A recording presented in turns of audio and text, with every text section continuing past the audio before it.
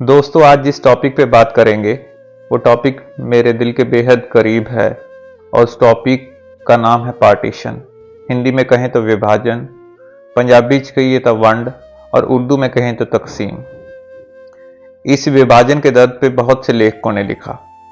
मैंने भीष्म साहनी का तमस पढ़ा, मैंने यशपाल का झूठा सच पढ़ा।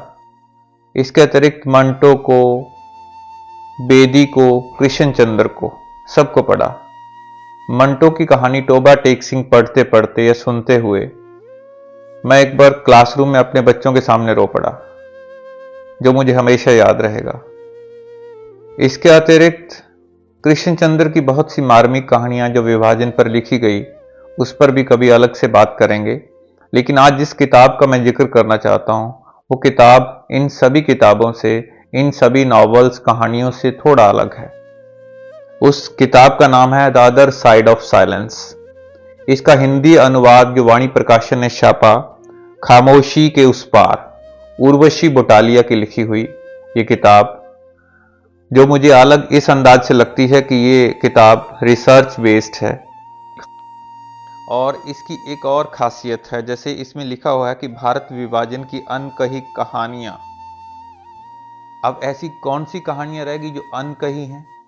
बहुत सी कहानियां आपने, मैंने सुनी हैं, पढ़ी हैं कि किस तरह से विभाजन के समय लोग काफिलों में जा रहे थे, इधर से उधर और उधर से इधर। जो लोग हिंदुस्तान से पाकिस्तान जा रहे थे उनको हिंदू और सिख मार रहे थे, और जो लोग पाकिस्तान से हिंदुस्तान आ रहे थे उनको मुस्लिम मार रहे थे। कैसे लोगों ने तालाबों में जो पीने का पानी था उसमें भी जहर मिला दिया था। कैसे लोग चलते चलते जब भूखे मरने लगे तो वहाँ से कुछ जो चीज़ें भूख मिटाने के लिए खाई, और उसके बाद हैज़ा फैल गया और हैज़ा ने बहुत से लोगों की जान ले ली। विभाजन की इस त्रासदी में लगभग 10 से 12 लाख लोग मारे गए, और यह आंकड़ा विश्व में बहुत बड़ा आंकड़ा है। ब्रिटिश गवर्नमेंट ने 2 लाख बताए और भारतीय विशेषज्ञों ने लगभग 20 लाख बताए, लेकिन अभी तक जितनी भी रिसर्च हुई या शोध हुआ, उसके मुताबिक 10 से 12 लाख के आंकड़े पे सभी लोग सहमत हैं कि इतने लोग मारे गए। तो जो कहानियां इससे पहले मैंने कही कि किस तरीके से लोग आ जा रहे थे और मारे जा रहे थे, उन कहानियों में भी ऐसी कौन सी कहानियां हैं जो अनकही हैं, उसके बारे में उर्वशी बोटालिया ने इस किताब में लिखा। जिस किताब में उसने रिपोर्ट्स का इस्तेमाल किया, उस समय जो अखबारों में छप रहा था उन खबरों का इस्तेमाल किया, उसके अलावा जो उस टाइम की मैगजीन्स जो इसके बारे में लिख रही थी, जो एसोसिएशन या जो पॉलिटिकल लोग जो मीटिंग्स कर रहे थे, उन मीटिंग्स के मिनट्स क्या थे। इसके अलावा जिन लोगों ने इस त्रासदी को अपने ऊपर झेला, उन लोगों के इंटरव्यू भी इसमें शामिल हैं। अलग इसलिए भी है कि यह खामोशी के उस पार ऐसी खामोशियों की बात करती है जिनका जिक्र इससे पहले किताबों में, कहानियों में, नॉवल में नहीं आया। 3 मुख्य रूप से जो सेक्शन हैं जिनमें लिया गया कि ये विभाजन की त्रासदी ने महिलाओं को कैसे प्रभावित किया, महिलाओं की जिंदगी पर इसका क्या असर पड़ा, और बच्चों की लाइफ पर इसका क्या असर पड़ा। और इसके अलावा तीसरा जो वर्ग हाशिए पे था, जिसको हम दलित भी कह देते हैं, उनकी जिंदगी को इस त्रासदी ने कैसे प्रभावित किया, उसके बारे में इस किताब में बहुत अच्छे से लिखा गया है। इसमें जो कहानी, छोटी छोटी कहानियों के रूप में जो साक्षात्कार, जो इंटरव्यू लिए गए उर्वशी बोटालिया के द्वारा, उन्होंने उसको थोड़ा थोड़ा कहानियों के तरीके से लिखा है। इसमें सबसे पहली कहानी उनके मामा की है, जो पार्टीशन के समय पाकिस्तान में ही रह गए और उन्होंने इस्लाम धर्म को कबूल कर लिया और वहीं शादी कर ली। उसके पीछे क्या वजह रही, कोई प्रॉपर्टी का इशू था या उनका कोई इस तरीके का कारण था जिसकी वजह से वो नहीं आए और उन्होंने इस्लाम धर्म को कबूल कर लिया, और इस्लाम कबूल करने के बाद क्या दिक्कतें खत्म हो गई, इसको सब चीज को समझने के लिए आपको ये किताब को पढ़ना पड़ेगा। इसके अलावा जो महिलाएं जिनका अपहरण कर लिया गया, उनकी भी गिनती 75,000 से 1 लाख बताई जाती है। जो अपहत महिलाएं थी, उनको लेके एक ऑर्डिनेंस बना, उस ऑर्डिनेंस की बात है। और किस तरीके से पार्टीशन के बाद एक मुहिम चली कि जो अपहरण की गई महिलाएं हैं उनको वापस अपने परिवारों से मिलवाया जाए। जो हिंदुस्तान में मुस्लिम महिलाएं अपहरण की गई, जिनका अपहरण किया गया, और जो पाकिस्तान में हिंदू और सिख महिलाओं का अपहरण किया गया। अब उन महिलाओं के लिए जो ऑर्डिनेंस, जो एक नियम बनाया गया, उसमें ये कहा गया कि कैसे पता किया जाए कि कौन सी महिला है जिसका अपहरण किया गया है। तो मोटे तौर पर एक डेट डिसाइड की गई कि 1 मार्च 1947, क्योंकि मार्च में वहाँ ये शुरू हो चुका था, मतलब कि एक दूसरे को लूटना मारना शुरू हो चुका था मार्च में। तो ये तय किया गया कि 1 मार्च के बाद अगर कोई भी महिला अपने धर्म के अलावा किसी दूसरे धर्म में उसकी शादी हुई है तो उसको अपहत ही माना जाएगा। उसको यही माना जाएगा कि इसका अपहरण किया गया है, चाहे उसने अपनी मर्जी से शादी की हो। इस ऑर्डिनेंस के इस नियम में बहुत सी खामियां थी। उस खामियों के बारे में भी इसमें उर्वशी बटालिया ने बहुत अच्छे से जिक्र किया। अब इनके अलावा बहुत सा दूसरा वर्ग था, बच्चे। जो बच्चे इन महिलाओं से पैदा हुए, कुछ महिलाएं प्रेग्नेंट थी, उन महिलाओं को कैसे अबॉर्शन करवाया गया। और जिन महिलाओं के बच्चे छोटे थे और वो बच्चे जो थे वो पैदा जो हुए थे वो 1 मार्च से लेके पार्टीशन के बीच में हुए थे, उन बच्चों की ज़िंदगी में भी एक बहुत बड़ा मोड़ आया। उनका बचपन जो है, जो उनकी माँ थी वो उन बच्चों को साथ रख नहीं सकती थी क्योंकि उनके पिता दूसरे धर्म का था। तो उन बच्चों को कहाँ कहाँ छोड़ा गया। एक और भी आंकड़े बताते हैं कि बाद में वो बच्चे, कितने बच्चे गुम हो गए, वो कहाँ चले गए, आज तक उनके बारे में कुछ भी पता नहीं है।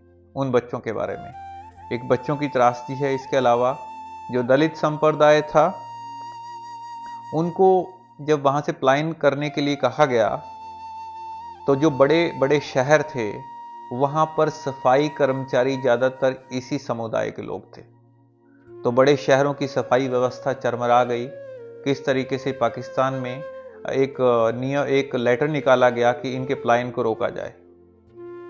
इसके अतिरिक्त जो पलायन कर रहे थे लोग, उनके लिए जो कैंप्स बनाए गए थे, उन कैंप्स पे इनके साथ ज्यादा अच्छा व्यवहार नहीं किया जाता था। जो सो कॉल्ड जो अपर कास्ट के द्वारा उनके साथ व्यवहार अच्छा नहीं किया जाता था। तो इसके लिए उनकी लाइफ में क्या क्या दिक्कतें आई, कैसे उन्होंने एक अशूतिस्तान का अलग से देश की भी मांग की, उसका भी जिक्र है, उसके बारे में भी मैं बताऊंगा। अशूतिस्तान, ऐसा स्थान जहां पर कोई छुआछूत ना हो। उसको अगर डिटेल से पढ़ना है तो आप इस किताब में पढ़ सकते हैं कि किस सोसाइटी ने इसकी मांग की, उनकी क्या क्या शर्तें थी। दलित समुदाय की भी अपनी एक समस्या थी। कहीं तो दलितों को लगता था कि वो मुसलमानों के ज़्यादा करीब हैं, और कुछ वर्ग अपने आप को हिंदू और सिखों से रिलेट करते थे। इसका कारण ये था कि जो उच्च जातियां थी हिंदू और सिखों की, वो दलितों के साथ भी अच्छा व्यवहार नहीं करती थी, जैसा आज भी आप देखते हो। इसके साथ साथ मुस्लिम के साथ भी उनका जो व्यवहार था, उसके बारे में एक छोटी सी जो एक वाक्य है वो मैं आपको सुनाता हूँ, जिसको उर्वशी बटालिया ने एक इंटरव्यू किया, जिसमें वीर बहादुर सिंह लिखते हैं कि हमारे मुसलमानों से इतने अच्छे संबंध थे, अगर हमारे यहाँ कोई समारोह होता तब हम मुसलमानों को अपने घरों में बुलाया करते थे। वे हमारे घरों में खाते, लेकिन हम उनके घरों में नहीं खाते, और यह एक बुरी चीज है जो मैं अब महसूस करता हूँ। यदि वे हमारे घरों में आते तो हमारे घर के कोने में 2 बर्तन रखे होते और हम उन्हें बताते, इन्हें उठाओ और इन्हें खाओ, तब वे इन्हें धोते और अलग रखते, और यह कितनी भयावह चीज है। यही कारण था कि पाकिस्तान बनाया गया। यदि हम उनके घरों में जाते थे और उनकी शादियों में भाग लेते थे तो वे सचमुच हमारी इज्जत और हमारा सम्मान किया करते थे। वे हमें अन्न पका भोजन, घी, आटा, दाल, जौ, सब्जियां उनके पास होती थी, चिकन और यहाँ तक कि मटन, सभी कुछ कच्चा ही देते, और हमारा उनके साथ बर्ताव इतना नीच था कि मुझे कहते हुए भी शर्म आती है। एक मेहमान हमारे घर आता है और हम उससे कहते हैं उन बर्तनों को लाओ और उन्हें धो, और यदि मेरी माँ या बहन को उसे खाना देना हो तो वो इसे इस डर से कमोबेश इतनी दूर से रोटी फेंक कर देगी कि वे कहीं उनके बर्तन से न छू जाए, गंदी न हो जाए। हमारा अपनी निचली जातियों से भी इतना घटिया व्यवहार नहीं था। जितना कि हिंदुओं और सिखों ने मुसलमानों से किया था।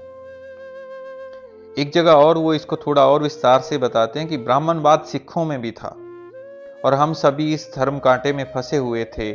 इसी धर्म संकट से नफरत बढ़ती गई, वरना इतना प्यार था, इतना कि आपके अगर आप इन किस्सों को देखो, मेरी जवानी के दिनों में आज तक भी मुझे खत मिलते हैं। यहाँ तक कि हमारे चाचा ताऊ के बच्चे, निकट के रिश्तेदार भी हमारे मुस्लिम दोस्तों जितने करीब नहीं थे। जब पाकिस्तान बनने के बाद हम यहाँ आए, तभी जाकर हमें महसूस हुआ कि जिसे हम दादी कहते थे वह हमारी असली दादी नहीं थी, वह एक मुसलमानी थी।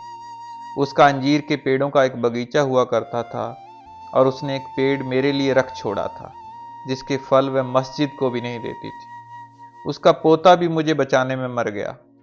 मैं छोटा था और आपको पता है, किसानों का हल जमीन जोतने के लिए वह आदमी अपने पैरों पर खड़ा था इस तरह, और सामने एक बैल है। मैं एक बार उसके पैरों के बीच खड़ा था। उसका नाम आरिफ था और एक सांप वहां से गुजरा और मेरी ओर झपकता हुआ सा लगा। मैं उसके पैरों के बीच खड़ा था। आरिफ नंगे पांव था। पता है, किसानों के पास जूते शूते नहीं होते, और उसने ऐसे किया और सांप ने उसे काट लिया। उसका केवल एक पोता था और वह भी मर गया, लेकिन उसने कभी एक शब्द नहीं कहा, कभी कोई इल्जाम नहीं। वास्तव में वह कहा करती थी कि मेरे पोते की रूह इस लड़के में जिंदा है। खुदा से कितना डरने वाली थी वह औरत। इसके अलावा अगर राजनीतिक लोगों की बात करें तो इस किताब में कांग्रेस का भी जिक्र है कि कांग्रेस का रोल क्या रहा। जो अपहरण की गई महिलाएं, उनको छुड़वाने के लिए जो मिसेज नेहरू थी या दमयंती सहगल, जिनका इंटरव्यू उर्वशी बटालिया ने किया, दमयंती सहगल, और उनका क्या रोल था, वो कांग्रेस की कार्यकर्ता थी और क्या काम कर रही थी इन महिलाओं के लिए। और उसी समय जो आरएसएस का जो एक पत्र जो छपता था ऑर्गेनाइजर, उस ऑर्गेनाइजर में क्या कुछ लिखा जा रहा था, उसके बारे में भी आपको जरूर इसमें पढ़ने को मिलेगा कि किस तरीके से जो एक तरीके से आग लगी हुई थी, वो आग को बुझाने का काम कर रहा था या आग में और घी डालने का काम कर रहा था। अब आखिर में मैं इस किताब के कुछ अंश आपको पढ़ के सुनाऊंगा, जो आपको शायद एहसास करवाएं कि आपको इस किताब को जरूर पढ़ना चाहिए। मैं आपको यकीन दिलाता हूं कि ये तो कुछ अंश हैं। इस किताब में ऐसे बहुत से वाक्य हैं जिनको आपको पढ़ना चाहिए, और वो आपके विवेक के लिए, आपके ज्ञान के लिए उसको में बढ़ोतरी करेंगे। तो मैं अब कुछ अंश आपको मैं पढ़ के सुनाता हूँ। एक थोआ खालसा गांव का जिक्र है, जिसमें एक बहुत बड़ा कुआं, जिसमें औरतों ने आत्मदाह करने के लिए उसमें छलांग लगा दी, और वो कुआं ऊपर तक भर गया, पूरी तरह लाशों से भर गया। किस तरह से औरतों को एक ऐसे डर के साए में, जो डर जो अभी होने वाला है भविष्य में, ये डर था कि उनके साथ कोई दूसरे धर्म के लोग उनकी इज्जत को ना लूट लें, इस डर के चलते बहुत सी औरतों को या तो मजबूर कर दिया कि वो अपनी जीवन लीला खुद समाप्त कर दें, या उनको मारा भी गया। ऐसी ही एक घटना है थोआ खालसा की, जिसमें जो प्रत्यक्षदर्शी है वो खुद बताता है। वो कहता है कि उन्होंने 2 को मार डाला और तीसरी मेरी बहन मानकौर थी। मेरी बहन आई और मेरे पिता के सामने बैठ गई। मैं ठीक उनकी बगल में खड़ा रहा, उनका कुर्ता पकड़े जैसे बच्चे करते हैं। मैं उनसे लिपट रहा था, लेकिन जब मेरे पिता ने कृपान चलाई, शायद कोई शक या डर उसके दिमाग में आया, या शायद कृपान दुपट्टे में फंस गई। कोई नहीं कह सकता। वह इतना भयावह, इतना डरावना दृश्य था।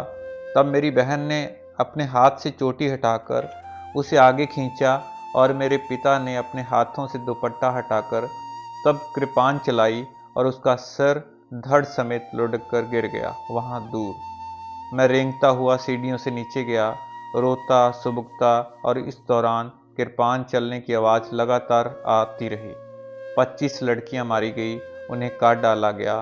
एक लड़की, मेरे ताया जी की बहू जो गर्भवती थी, किसी तरह वह मारी नहीं गई, और बाद में मेरे ताया के लड़के ने उसे पिस्तौल से गोली मार दी।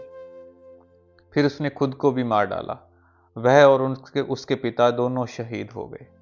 उर्वशी बटालिया लिखती हैं कि जब भी मैं महिलाओं से इंटरव्यू करती थी और पुरुषों से करती थी, तो पुरुष ज़्यादातर लड़ाई की बातें करते थे, मारने की बातें करते थे। वो कभी भी अपने परिवार के किसी मेंबर का जिक्र नहीं करते थे जो उनसे बिछड़ गया। लेकिन महिलाओं का कोई भी जिक्र इसके बिना कंप्लीट नहीं होता, इसके बिना पूरा नहीं होता। तो अपने बच्चों की बात, अपने परिवार की बेटियों की बात जो उनसे बिछड़ गई, उनकी बातें करती थी इस तरीके से। और अंत में एक और कहानी जो मुझे बहुत अच्छी लगी, वो एक शार्दुल की है जो मुस्लिम था और भारतीय सेना में था। जब उससे पूछा गया कि आप हिंदुस्तान में रहना चाहते हो या पाकिस्तान में रहना चाहते हो, वो दिल्ली के बेगमपुरा के रहने वाले थे। उन्होंने हिंदुस्तान में रहना कबूल किया। लेकिन जब थोड़ी सी खलबली मची तो शार्दुल के बड़े भाई ने पाकिस्तान जाना स्वीकार कर लिया। लेकिन शार्दुल का मन अभी भी हिंदुस्तान में अटका हुआ था और उसने हिंदुस्तान में रहना स्वीकार किया। लेकिन अपने बड़े भाई को जाने से पहले उसने ये कहा कि तुम चलते चलते मेरी घरवाली और बच्चों को मेरी ससुराल में छोड़ते हुए निकल जाना। ससुराल भी दिल्ली के एक तरफ उनकी ससुराल थी।